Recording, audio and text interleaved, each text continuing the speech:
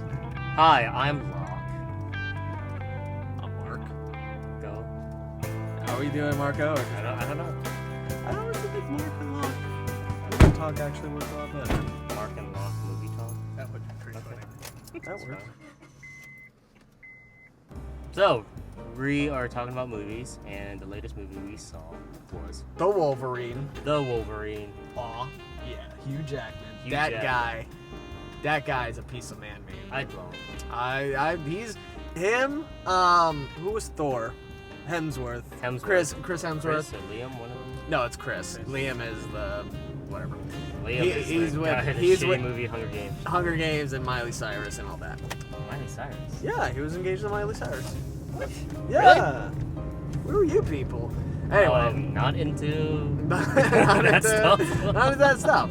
But anyway, back to the subject at hand. Wolvie. What would you think of it? The Wolverine movie was alright. It was 3.5 out of 5 for me. It was a good beginner movie to start a franchise. Even though it's supposed to take place way down the line in the whole X-Men continuity. Here's the thing, it's like I liked Wolvie. I would give it a 4 out of 5. I think it was, granted it wasn't like a rated R Wolvie, and I think that's what Wolvie to like, not rated R like Tarantino rated R, because there's like Tarantino graphic and then there's like other movie graphic, because I think like Tarantino just makes it just has fun with it, and that's fine.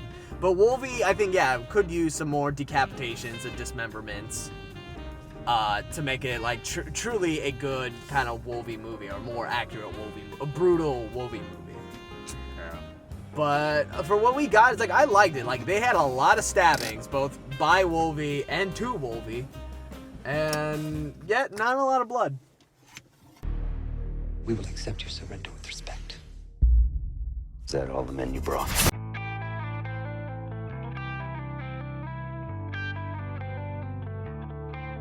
I would say the one thing about Wolvie that was weak would be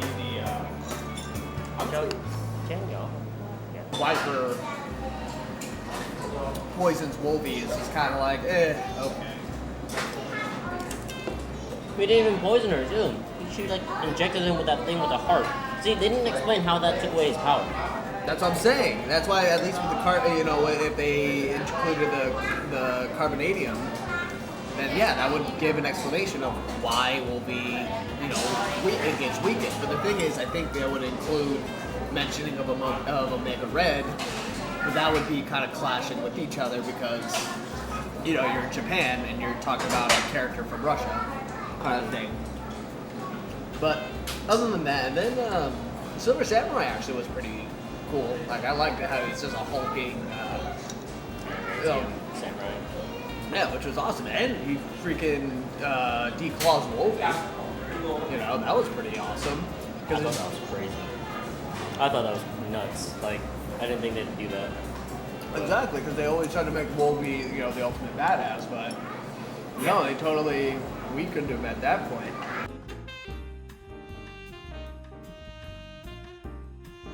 I was telling you this before, but I didn't like how a lot of them died. Like a lot of the villains died. Yeah, like the chick's dad, that was the last samurai, he died. Like the archer guy died. The old man died. Viper died. It just Too many villains are dead. too many villains are dead because you can't continue on with it, Because I guess, like in X-Men 1, remember Sabretooth didn't die? He just fell off. That was cool, Okay, so you knew he might be in the next one, maybe. But he wasn't. No. Spoiler alert. Actually, this whole thing was spoiler alert. pretty much. But Charles Xavier and Magneto come back through Wolverine and Red. I would say Wolvie was a pretty good flick. It definitely redeemed itself after Origins. I think if the ending didn't happen with Xavier coming back and Magneto, I would give it a 3. Just because of that happened, that movie was a lot better. I think so. Like the end is just him in a plane flying away from Japan. Off into the sunset. And you're right, if it didn't have that inclusion, then I think that ending would have totally soiled it. And then when Days of Future Past actually came, you're like, oh, wait, Wolverine's there now. Wait, how is Xavier still alive? Because now it kind of proves that Xavier, Days of Future Past, is after X-Men 3. Exactly. How did you think Wolverine stood up against Man of Steel? I gave Man of Steel same score, 3.5 to 5 or 4. Okay. Because it was something very new, as in you saw him kill someone. I thought that was cool. Sure. Like the ending when he killed Zod, I was like, wow, that was bad. That was cool. Because it showed his human side where, even though there was many ways that he didn't need to kill him right there, he could have, froze him or, like what you said before. He could have stopped him without breaking his neck. But I think it was him, I think it showed that this is the first time he's a hero. Yeah. First time in the suit, first time everything. He doesn't have the rules yet. He isn't established. He hasn't established himself yet. So when he killed Zod, I was like, I could see it. It was like 007, not Quantum, the first one, Casino Royale. You know how in the first scene, Bond is like killing everyone? Yeah, he kills sloppy as hell. He's on the camera. It felt like that. The whole movie itself, I think it was just too dark. Like I would, out of a 5, I would give it a 2. Because the reason a 2, because I think it's a little too dark. Like I can see, like you can have a dark Superman, just like how you can have even Wolverine was a little bit darker or a little bit more brutal. And yes, for Wolverine it totally works. A dark and kind of brooding Superman. Here's the thing: it's like I think the big problem with it is just we don't see Superman do a whole lot when it leads up to the fight with Zod.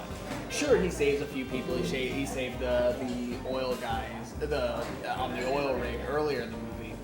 But what was kind of weird about that was like he didn't, and throughout the whole movie, he doesn't have a whole lot of powers. Like he can fly, shoot heat vision, and punch things. Cool. Where's Ice Breath? Where's Super Breath? Hell, where's the Mind Wipe kiss that he uses in the Christopher Reeve series? You know what I mean? Like, he just doesn't have any power. And it's kind of like, wouldn't he be using that kind of stuff? Like, sure, on the oil rig, like, oh, there's a fire. Super Breath. All right. And then, then he can fly away kind of thing. Or even during the fight with Zod, it's like, why don't you use Ice Breath to freeze him? Because then, like, sure, if Zod sees that, and essentially since Zod is Superman, he can go, hey, I can do that too, if he can do that, and there you go, that elevates the fight. Because otherwise, the whole ending fight scene, as fun as it was just the same stuff over and over again, just flying around, colliding into each other, crashing into buildings, leveling Metropolis, mind you. And then apparently in the end, he's like, hey, I got a job at the Daily Planet. Yeah, when did that happen? A week after you fighting Zod?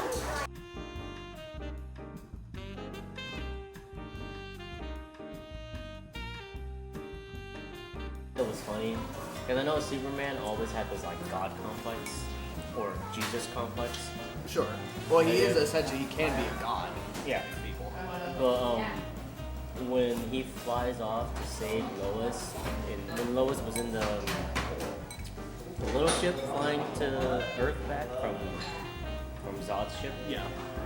Then Superman had to talk to his dad or the illusion of his dad, and then that shot where he floats away to space, and then he puts his arm out. Oh yeah. I was kind of like, yep, that's Jesus, all right. And then he turns away, and he flies. I'm like, oh no, that's come on, Jesus, like, come on. That is a total god. But that's the whole thing about Superman. Like he is Jesus. Like, exactly, he can be Jesus. Jor-El is God, and Jor-El sent him to Earth. You know? Yeah, he's totally a Jesus character. He's Jesus. But another thing what was kind of bizarre about the movie was I didn't see how he doesn't. Here's one thing what I would have done if I wrote the movie. I would have at least written Superman to actually do stuff when he's in his suit. You know, because once he dons the suit, you're like, awesome. What does he do? Give himself up. He just goes it's like he finally gets the suit that he got from his heritage. He's like, oh my god, what does he do? Yeah, turn myself in. I didn't get how his suit was automatically red, blue. Why, given those colors? Yeah, how? Why does he have the S? Why does he have the cape? That wasn't part of Krypton's suit. The thing is, You gotta remember, the way we're talking about it, we don't read the comics, we're talking about it as a film. Exactly. So in a film-wise, how would that make sense? And you're right, it kind of doesn't. There's a lot of holes in Man of Steel, but I thought it was a good origin. I thought it was a good start of the franchise. For Superman, I think, yeah, Zod was a good choice. Zod is always a good choice. But a lot of people say that, oh, Michael Shannon, he's like, he was such a great Zod. I'm like, I don't think he was. not really. Like, I don't like him because it's like, the way he speaks, like, I think there's something up with, like, his jaw or something like that, so he looks like he's talking like this, and I honestly don't like it. It's like, I honestly don't think, like, Michael Shannon was that good of a Zod. Henry was really good. I thought sure, if he spoke. You know what's funny? That's the same exact thing that happened in Superman Returns. Man of Steel, of course, is better than Superman Returns, I think, because I like the dark side to it. And I think most Superman fans like the darker side of Superman. But that's what they wanted. Sure, you can use the dark side of Superman, but the thing is, after a while of so much darkness, you're like, I feel like I'm watching Batman again.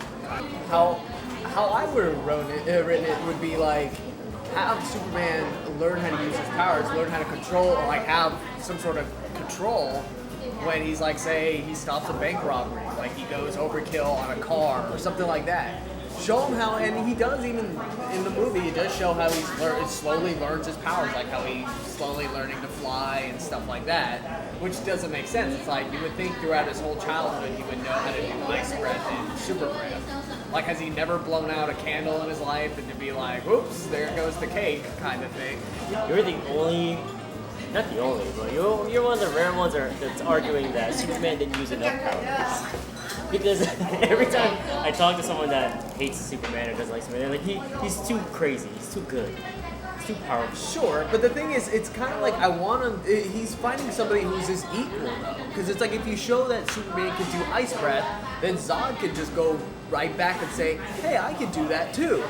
You know, and ice breath him or something like that. So it's like he's fighting his equal. That's why I'm saying you need to show him with more powers to see what he's capable of, kind of thing. So then how would Superman deal with another super powered individual?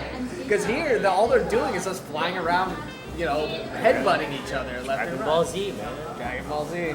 Couldn't they have just flown off into like Antarctica or somewhere and continued the fight there? That sounds just like Goku versus Vegeta. True. Let's just fly 10,000 miles away from and just fight. And just fight. Why not? That would have worked. That would have been made more sense.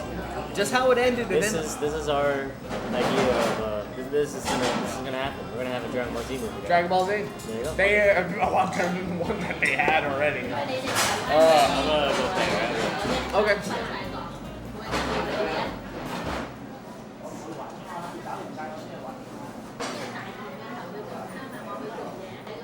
So what's the damage? It was just 1250.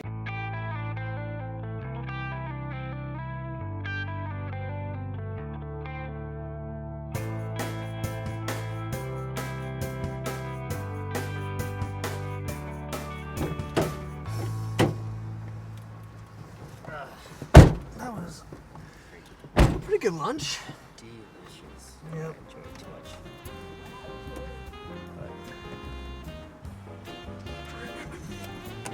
What do you think of Superman in his underwear? About fucking time. Ready to get some coffee? I am definitely up for coffee. Yeah. Alright. Let's go.